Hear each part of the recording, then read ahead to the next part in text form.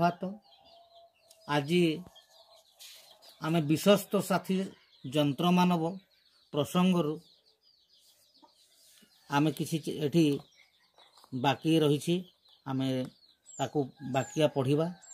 केरल तो लेखक लेखक माने परी राइजर कहानी भरी अनेक कथा भावी जानती। परी राइज माने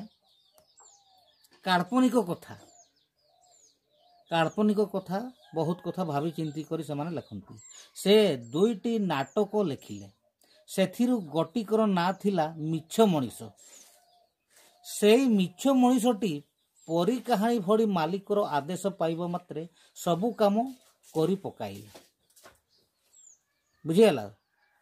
से आदेश देला मात्रे सबु काम करी पकाइला। दर्शक माने खुशी रे ताड़ी मारी कहिले साबास साबास।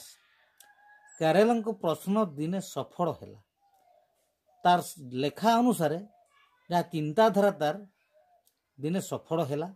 1949 मसीहा बेलू विज्ञानी माने प्रथम करी मनीष आकृतिर गोटे छोट रोबोट तैयारी कले। अमेरिकार न्यूयॉर्क सहर रे एक मेणारे यह प्रदर्शित हैला बा देखैले।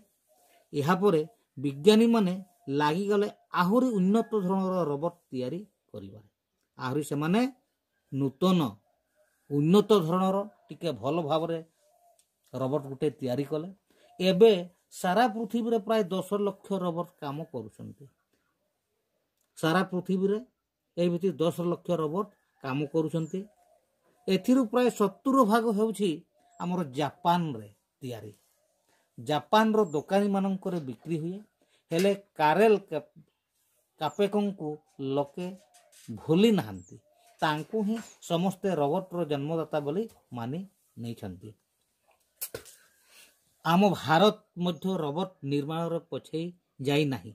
आम भारत मध्य एडे बहुत वैज्ञानिक अछंती। एमाने मध्य पछे नांती। एमाने भी रोबोट तैयार करिसंती। मुंबई आईआईटी पक्षर गोटे रोबोट निर्माण करा जायछि जहार नाम हेउछि नटराज। आम आईआईटी रे भारतीय वैज्ञानिक माने तैयारी करिसंती नटराज। नटराज 15 मिनिट रे 100 मीटर पर्यंत चली जाई पाउछि। 100 मीटर 15 मिनिट रे। समुद्र तलर गवेषणा सहित समुद्र भितर पाइप बिछाइबा केबल पकाइबा इत्यादि काम एबे रोबोट करूछि। जापान रे कुकुर आकृतिर रोबोट तैयारी करा जायछि जे खाली कुकुर भड़ी भुकु नाही कुकुर भड़ी मध्य काम करूछि।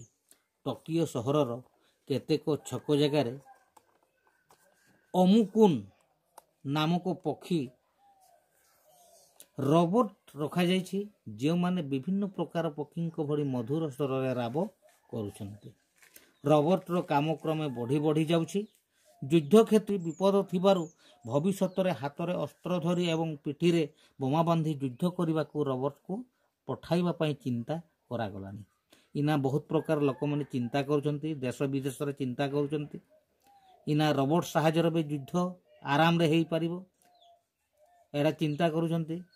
महाकाश रे एबे कृत्रिम उपग्रह रो भंगांश रॉकेट महाकाश जानर अचल यंत्रपाति चारिआडे बिछेई होई रहिबारु भविष्यतर महाकाश यात्रा विपदपूर्ण होई पड़िबो। एगुडी को किपरि सफा करा जिवो ताहा एक समस्या रे परिणत होइछि। एही काम रे रोबोट को लगा जिबा पई वैज्ञानिक माने बा विज्ञानी माने बुद्धि पांचिलेनी। ताहेले आउ चिंता कौन। मनीष हाथ रे तैयारी एई यंत्र मानवटी मनीष को बळी गलानी। मनीष ठारो आहुरी अधिक सिए काम करि पारुछि। भविष्यत रे आउ की अद्भुत और विस्मयकर कार्य मान से करि परिबो से कथा देखिबाकू पृथ्वी अपेक्षा करी रहिछि। आज सरीगला एतिकी आज पढ़िबा।